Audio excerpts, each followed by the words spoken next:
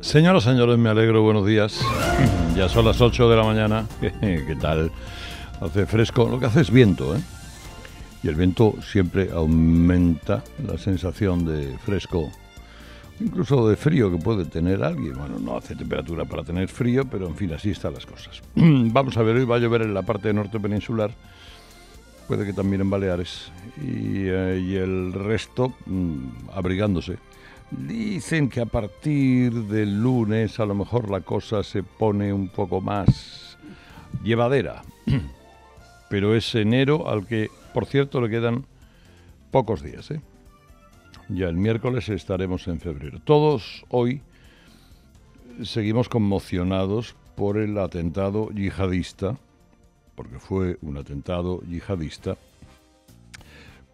perpetrado el pasado miércoles en Algeciras, y se van conociendo detalles sobre este tío, sobre Yassin Kanja, el atacante, el asesino que acabó con la vida de Diego Valencia, el sacristán de la iglesia de La Palma, que hirió de gravedad a otras 4 personas. Incluso hemos visto un video grabado con un teléfono móvil en el momento en el que este individuo acaba con la vida del sacristán en plena calle y va vanagloriándose por la plaza alta. ¿Es un yihadista? ¿Es un lobo solitario?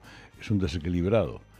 Pues mire, posiblemente, probablemente, incluso nadie en su sano juicio le da por asesinar en nombre de Alá. Pero el hecho cierto es que ha asesinado en nombre de Alá. O sea, no es el patente desequilibrio del autor lo que define este crimen como un atentado islamista, sino la naturaleza de las víctimas, de los atacados. Fueron atacados por ser católicos, por estar en iglesias católicas. Así que, loco o no, Yassin Kanja fue a por personas inocentes por el mero hecho de practicar una fe distinta a la suya. Miren, conviene rechazar siempre las polémicas en torno a atentados terroristas. Cualquiera, en su sano juicio, sintió repugnancia con lo que ocurrió en España el 11M. Y también la manipulación del independentismo, que hizo de la manifestación por los atentados de Barcelona en el 2017. Aquí el único culpable de un crimen es el asesino. El único culpable de la violencia es quien la ejerce. Nunca las víctimas, tampoco las fuerzas de seguridad.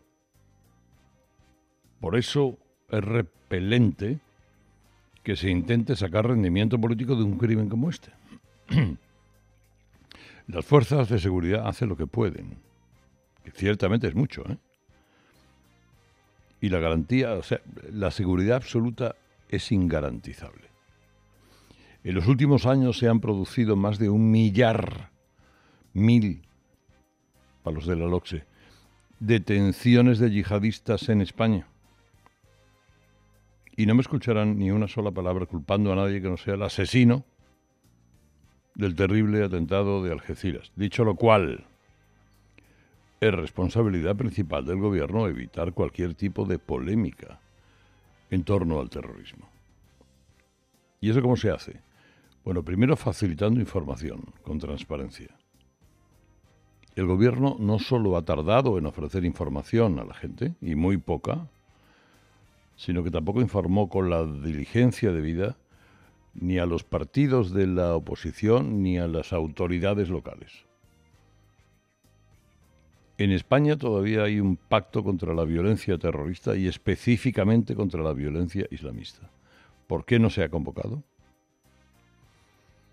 Tampoco ayuda mucho que sea el propio gobierno el que arremeta contra la oposición con polémicas artificiales, como ayer hizo la ministrita de Educación, que es portavoz socialista, Pilar Alegría de la Huerta, y del regadío.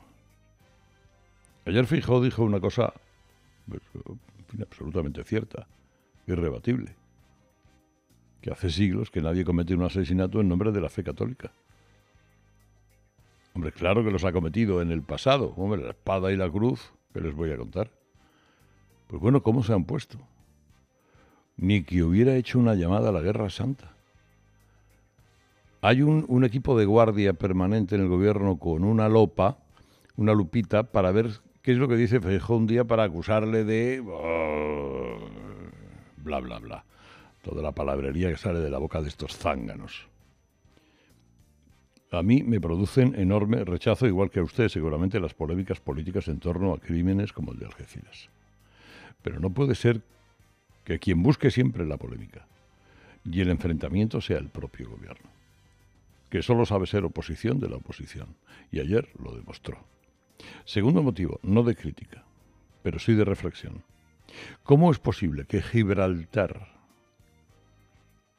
que es una cosa de juguete, una cueva de piratas, pero bueno, una cosa de juguete, expulsara a este individuo a los 3 días de su llegada ilegal y lo devolviera a Marruecos?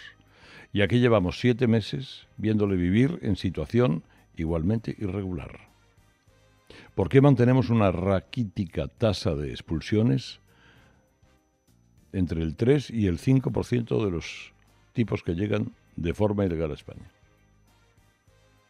Cualquiera puede entender que es imposible controlar a todos los individuos, desequilibrados o no desequilibrados, que pueden iniciar un proceso de autorradicalización.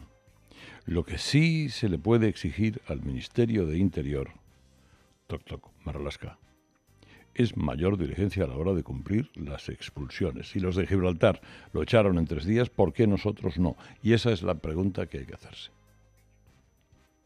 Lo demás, la culpa, el del machete. Su radicalización y el yihadismo, que por cierto, y no los musulmanes, que también son víctimas del yihadismo.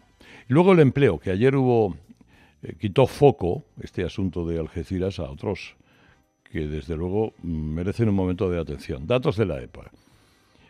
Encuesta de población activa, último trimestre del 22. Fue el peor cuarto trimestre en materia de empleo en los últimos 9 años. 82.000 ocupados menos y un paro que ha vuelto a repuntar por cima de los 3 millones de personas.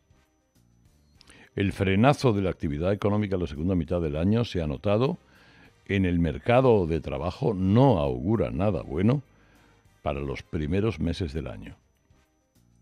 Eso es lo que ha pasado en los últimos meses del 22. Se han destruido más de 80.000 empleos. Ha subido el paro en 43.000 personas. En todo 2022 desaparecieron 111.000 autónomos. Tasa juvenil del 29,3%. Más de 1 millón de hogares con todos sus miembros en paro. Esas son las grandes magnitudes de la EPA de ayer. ¿Eso es una catástrofe en el mercado laboral? No, no lo es. Pero el cuadro que dibuja, desde luego, no justifica en absoluto el triunfalismo del gobierno en materia económica. Luego hay detalles que además agravan aún más el panorama. Por ejemplo, la ocupación se mantiene solo por el empleo público, que eso no genera nada. Desde luego no riqueza. En el último trimestre ha crecido 20.000 personas, pero ha descendido 100.000 en el privado, que es el que de verdad hace funcionar la máquina. Si miramos el conjunto del año, solo se ha creado empleo en el sector público, es decir, el gobierno, el que contrata al gobierno. 238.000 frente a 50.000 en el sector privado. Y otro dato, la media de las horas trabajadas está cayendo. O sea, el gobierno puede presumir de que la temporalidad siga cayendo, que es, eso es maquillaje estadístico.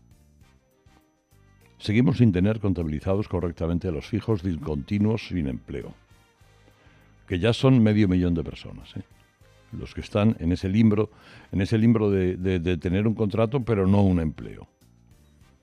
En la EPA se consideran trabajadores inactivos. Y el trimestre pasado crecieron en 200.000. O sea, que se han creado en todo el año pasado 278.000 empleos. La cifra más baja de los últimos años, y además la mayoría empleos públicos.